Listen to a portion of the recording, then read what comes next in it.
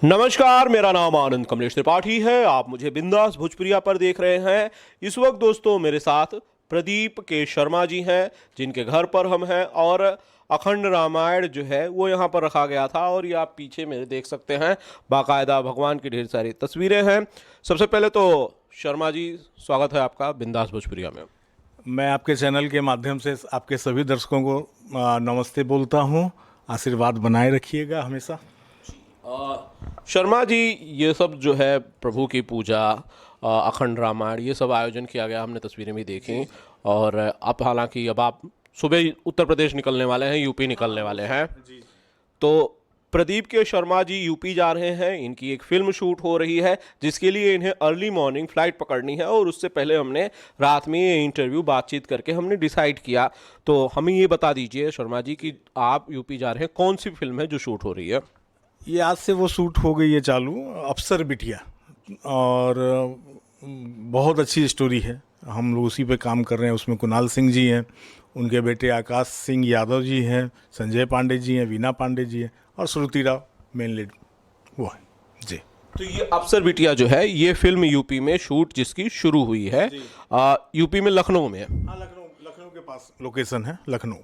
तो लखनऊ और आसपास में लोकेशन पर ये फिल्म जो है वो शूट शुरू हो चुकी है। सर मुझे ये बताइए, अफसर बिटिया के बारे में थोड़ा सा बताइए। मुझे लग रहा है कि नाम के अनुसार शायद एक लड़की की कहानी जो कि अफसर बन रही है। यहाँ तक तो ठीक है कि हाँ, नाम के अनुसार एक लड़की आईएएस बनना चाहती है, यूपीएससी निकालना चाहती है।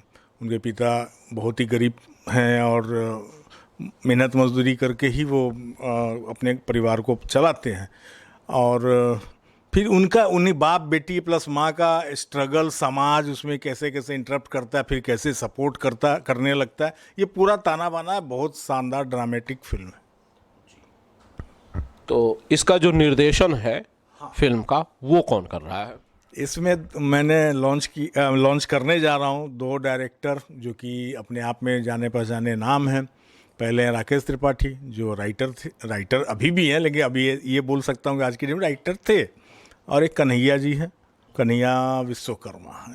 ये दोनों डायरेक्ट कर रहे हैं मिलके जी। तो इससे पहले इन्होंने फिल्में नहीं की हैं, ये पहली बार फिल्में करने जा रहे हैं। एक बड़ा बैनर है आपका फिल्मों का। आप अलग सब्जेक्ट पर, शानदार सब्जेक्ट्स पर अलग किस्म की फिल्म बनाते हैं, बढ़िया फिल्में बनाते हैं। नए डायरेक्टर्स पर भरोसा प्रदीप शर्मा जी ने क्यों किया?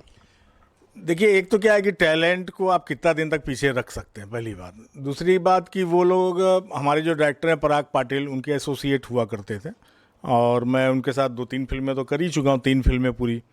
तो इन लोगों का काम देखा, सब देखा। इधर में कुछ दिनों से ये लोग प्रयासरत थे कि कोई फिल्म मिले जिसको कि हम कर पाएँ अपनी स्टोरी के ऊपर। और बहुत मेरे को स्टोरी सुनाया, बहुत अच्छी स्टोरी लगी और लिटरली जो सुन रहे थे 1-2 लोग की आंख में आंसू भी आ गया, उस तरह की स्टोरी थी। तो मैंने काम देखा ही हुआ था एज एन एसोसिएट। तो फिर मैंने कहा चलो भाई, आप दोनों को मैं एक साथ लॉन्च करता हूँ। एक फिल्म दिया, तो वो अफसर बिटिया, उनकी कहानी है राकेश जी की, और ये दोनों मिलके उसको डायरेक्ट कर रहे हैं। हाल ही में जो आपकी फिल्मों के डायरेक्टर हैं, जिन्होंने बैक टू बैक आपके साथ फिल्में की, पराग पाटिल साहब ने। सबसे पहले बताइए, पराग पाटिल साहब ने जितनी फिल्में आपके साथ की, आप उनके काम से पूरी तरह से संतुष्ट हैं? उन्होंने बढ़िया काम किया, अच्छा काम किया, ये आप कैमरे में देख के पहले बताइए, फिर आगे सवाल पूछूंगा। नहीं, बढ़िया किया। लिट्टी चोखा चली, अच्छी चली। आज की अभी बहुत हॉट है और आएगी तो मैं समझता हूँ ये भी रिकॉर्ड बनाएगी। सबका बाप अंगूठा छाप एक अलग तरह की स्टोरी, दिनेश लाल जी यादव जी के साथ, वो एक अलग स्टोरी। अक्षरा जी भी हैं उसमें, तो वो एक अलग कहानी है। तो पराग जी ने बहुत अच्छा काम किया तीनों फिल्मों में। तो मैं मान रहा हूँ कि पराग जी ने अच्छा काम किया है तीनों फिल्मों में। हाल ही में उनका बर्थडे था, जन्मदिन था, और यही मनाया जी। हाँ, मैं जा नहीं पाया, तो उनको मैंने पहले ही आमंत्रित किया हुआ था कि अखंड रामायण है, आप आइएगा। तो संयोग से वो आए। उसके पहले 2-3 प्रोड्यूसर डायरेक्टर भी थे, आर्टिस्ट भी थे। बस वहीं पर वो एक केक आया और हम लोगों ने यहीं मना लिया बाहर में। यहाँ तो बहुत साउंड था भीतर, तो बाहर मनाया गैलरी में। तो आपने उन बर्थडे मनाया, यहीं पर सेलिब्रेट किया, और अगले दिन जो फिल्म है वो पराग पाटिल को ना देकर आपने नए डायरेक्टर्स को दे दिया। ये बर्थडे गिफ्ट था आपका? हे भगवान, सर एक दिन में तो कोई फिल्म किसी को दे नहीं सकता, और एक दिन में कोई किसी को डायरेक्टर नहीं बना सकता। ये फिल्म जो आज से शूट हुई है वो बहुत पहले से 2 महीना कम से कम मानिए कि वहाँ से वो चलती हुई आ रही थी। पराग पाटिल जी अभी भी मेरी 2 फिल्म कर रहे हैं जो बिग बजट है। वो एक सदा सुहागन है दिनेश जी के साथ, और एक खेसारी जी के साथ है विधाता। मैंने उनको बोला, मेरे को बोले पिछली बार तो आपने 2 फिल्म मेरे को दे दी थी बर्थडे पर, इस बार सर आप दीजिए आप दीजिए। हम लोग ठीक है, मेरी ये दोनों बड़ी फिल्में आप कंप्लीट करा दो, तीसरी ले जाओ। तो हाँ सर आपकी जबान पर भरोसा। हम लोग केक उठाया, उनका टीका कर दिया। हम लोग ये वचन है कि तीसरी फिल्म 2 कंप्लीट करके मेरी लाओ, उसके बाद तीसरी ले जाओ, कोई दिक्कत नहीं है मेरे को। मतलब कोई जो है कॉन्फ्लिक्ट किसी तरह का बिल्कुल नहीं है। नहीं बिल्कुल नहीं सर, क्या है कि वो एक अच्छे डायरेक्टर हैं, और मैं किसी टैलेंट को अगर मौका देता हूँ तो उनको भी बुरा नहीं लगना चाहिए। और हाँ, उन्होंने क्या कहा पराग पाटिल ने क्या कहा जब उन्हें पता चला कि उनके 2 जो लोग उनके एसोसिएट हुआ करते थे अब वो डायरेक्टर बनेंगे, तो इस पर पराग पाटिल साहब की क्या प्रतिक्रिया थी? देखिए झूठ तो मैं बोलूँगा नहीं, क्योंकि मानव स्वभाव भी कुछ होता है। तो मैंने बहुत दिन तो छिपा के रखा, अच्छा ये जाएगी छूट, ये फिल्म जाएगी ऐसे। वो फिर वो चले गए, एक फिल्म उनकी कोई आ रही है वर्ल्ड वाइड या किसकी फिल्म है, तो वो करने चले गए। इस बीच में मैं सच बता रहा हूँ, मुझे मौका मिल गया, तो मैंने धपाधप अपना ये जो है ना अफसर बिटिया का सारा काम पूरा कर लिया। फिर वो आए शूट पर, तब तक उनको नहीं बताया, क्योंकि मैंने इंटरव्यू नहीं दिया कहीं भी, इस प्रोजेक्ट के बारे में कुछ बोला ही नहीं कि बना लूँगा तब बोलूँगा। लेकिन एक दिन उनका फ़ोन आया, फ़ोन आने में वो बड़े इमोशनल हो रहे थे, उनको कहीं से खबर लग गई थी।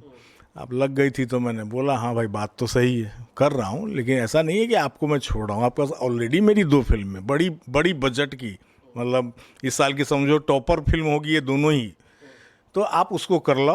तो उस दिन तो वो बोले हाँ ठीक है सर, लेकिन उनके जो मन में थी बातें कि ऐसा ना हो वैसा ना हो, तो मैंने ऐसा कुछ नहीं होने वाला, आप निश्चिंत रहिए। उसके बाद आज तो उन्होंने जैसी फिल्म स्टार्ट हुई खुद चला के FB पर इंस्टा पे पोस्ट डाला, दोनों को बधाइयाँ दी है। मेरा नाम उसमें नहीं डाला है, लेकिन वो अपने एसोसिएट्स को बधाइयाँ दी है। अच्छा प्रदीप जी, मैं फिल्म वाले सब्जेक्ट पर एक बार फिर से लौट रहा हूँ।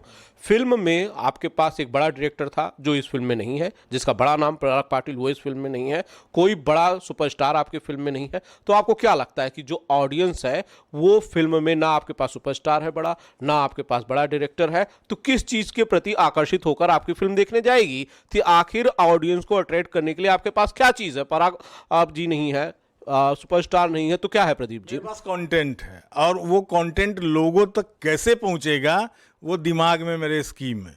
मैं पूरी कोशिश करूंगा कि अपने उस कंटेंट को एक एक जगह पहुंचाऊं। उसके बाद थिएटर में न चली तो न चली, चैनल्स हैं हमारे पास जो इसको लेंगे, वो बताएंगे फिर बाद में मेरे को क्या इसका TRP और ये आया। इतना कॉन्फिडेंस है। इतना रिस्क लेने के लिए आप तैयार हैं? क्यों नहीं तैयार हूँगा? मैं एक 2 चीज़ देख रहा हूँ। एक तो टैलेंट देख रहा हूँ, मतलब आर्टिस्ट का तो कुणाल जी तो बहुत बड़े, उनके बारे में कोई बात ही नहीं है। उनके सुपुत्र को मैंने इसलिए लिया कि मैं बहुत दिनों से उन पर नज़र रखे हुए था आकाश के ऊपर, तो मैंने ऐसे ही कुणाल भैया से बात की कि भैया ऐसा ऐसा है तो करके देखें। बोले हाँ सर आप करेंगे तो बहुत अच्छी बात होगी। तो एक कमिटमेंट था, तो जो मैंने इस फिल्म में पूरा किया। कुणाल जी अपने आप में समर्थ हैं। श्रुति राव 3-4 फिल्म मेरी कर चुकी है, बाहर की बड़ी बड़ी 4 फिल्में कर चुकी है।